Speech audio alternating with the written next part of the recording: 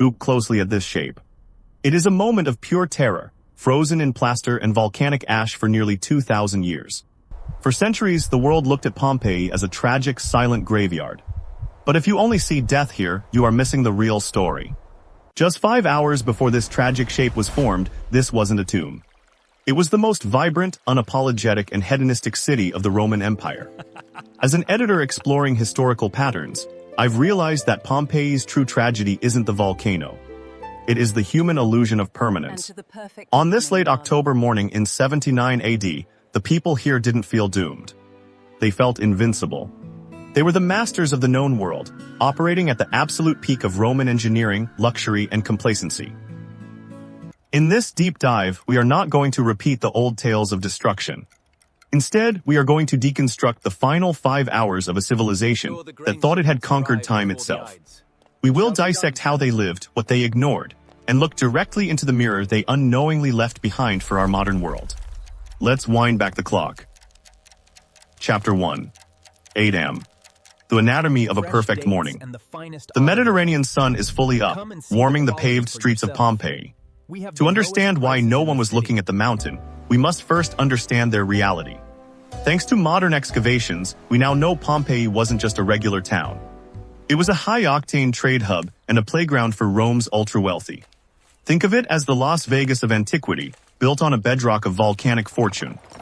At this exact hour, the city is waking up to an empire running on strict social layers. Look at this incredible artifact. It is an actual carbonized loaf of bread excavated from a Pompeian oven. Look closely at the top. It is stamped with a personal seal that reads, Granianus, slave of Q, Granius Verus. This single object provides immense historical value. It proves that at 8 am, the complex cold machinery of Roman capitalism and slavery was running flawlessly. While elite patricians dined on organic honey, soft cheese, and fine wine imported from across the empire, thousands of slaves and working-class plebeians were grabbing coarse barley bread from roadside stalls, hurrying to their morning shifts. By 10 am, the main avenue via dell'Abbondanza is completely packed with people. And this is where the human factor becomes incredibly relatable. The citizens of Pompeii didn't have smartphones, so they updated their daily status directly on the city walls. Archaeologists have documented thousands of instances of ancient graffiti preserved perfectly under the ash. They left restaurant reviews complaining about sour wine, political campaign slogans, insults against local gladiators, and even teenage gossip. On one wall, a resident scratched a sentence that sums up their collective mood. I wonder, wall, that you haven't collapsed under the weight of so many boring writers. They were alive, witty, and deeply involved in their small daily human dramas. They were so distracted by the constant noise of their own high society, so focused on their immediate business, that they became completely blind to the silent titan waking up right behind them. To the people of Pompeii, this was just the beginning of another perfect, ordinary day. Chapter 2. 11 am. The silent warnings of Vesuvius. By 11 am, the vibrant morning rhythm of Pompeii begins to clash with a strange, unsettling reality. The story now shifts from a bustling comedy of daily life into a psychological thriller. But to understand why the trap closed so perfectly, we must deconstruct the limits of Roman science. To a citizen of Pompeii, the concept of a volcano did not exist. The word itself was not part of their language. In their eyes, Mount Vesuvius was an ally, a majestic green giant covered in the most fertile soil, giving birth to the premium grapes used for their famous wine. The last major eruption had occurred thousands of years before, buried deep in prehistoric memory. But deep beneath the surface, the earth was screaming. Minor earthquakes had been shaking the Campania region for days. Yet the historical analysis reveals a tragic flaw in human psychology, the normalization of deviance. Because small tremors had occurred regularly since the massive, destructive earthquake of 62 AD, the people of Pompeii had grown dangerously complacent. To them, a shaking floor wasn't a warning to flee. It was just a minor inconvenience of living in paradise. They chose to believe that Vulcan, the god of fire, was simply working overtime in his divine forge. However, by 11:30 am, nature delivered its final, non-negotiable warning. The city's sophisticated aqueduct system, a masterpiece of Roman engineering that supplied water to public fountains and elite private baths, suddenly fell silent. The water stopped flowing. Deep underground, the rising magma was fracturing the lead pipes and drying up the ancient wells. Out in the countryside, animals felt the invisible pressure. Flocks of birds suddenly abandoned the trees, flying frantically toward the sea. Dogs barked uncontrollably at the mountain peak, sensing the toxic gas expanding in the air. Yet the local administration did not order an evacuation. Instead of fleeing, they sent repair crews to investigate the dry aqueducts. They were busy managing infrastructure, completely blind to the fact that tectonic forces were resetting the clock on their survival.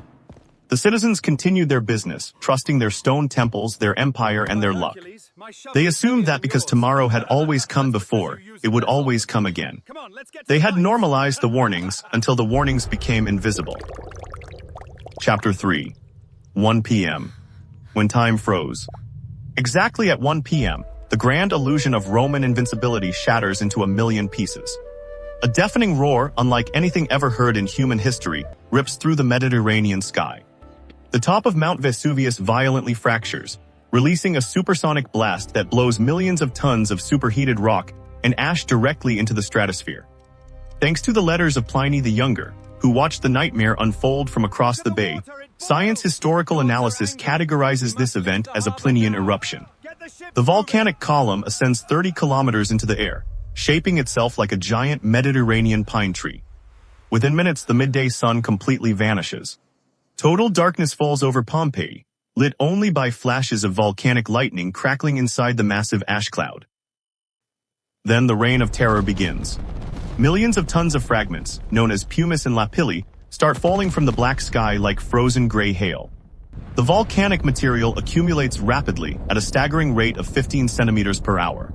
At this critical moment, the population splits based on human psychology, creating two completely different survival strategies. The first group, the rationalists, recognize the anomaly. They drop their wealth, abandon their homes, and run immediately toward the sea, using pillows tied to their heads with linen cloths to shield themselves from the falling rocks. Most of these people will survive. But the second group, the traditionalists, make a fatal miscalculation. They trust too much in human structure. They run back into their luxury villas and hide in deep stone basements, believing that their thick Roman walls and heavy tiled roofs will protect them from the sky. They do not realize that the pumice is accumulating on their roofs like heavy snow. Within hours, the immense weight collapses the ceilings, trapping thousands inside the dark rooms they thought were safe.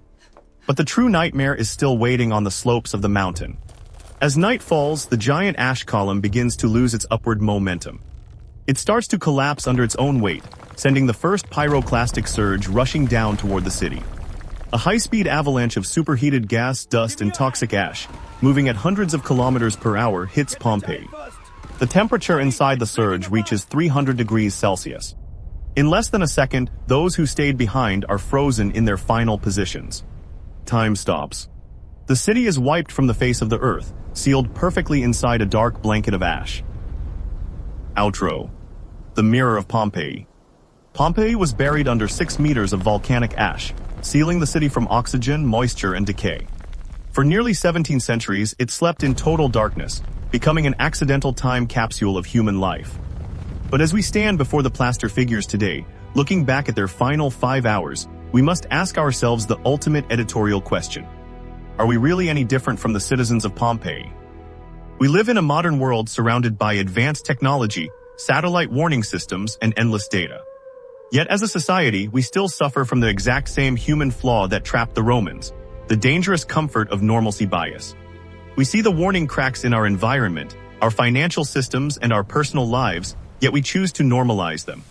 We continue our daily dramas, chasing trivial distractions, convinced that because tomorrow always came before, it will always come again.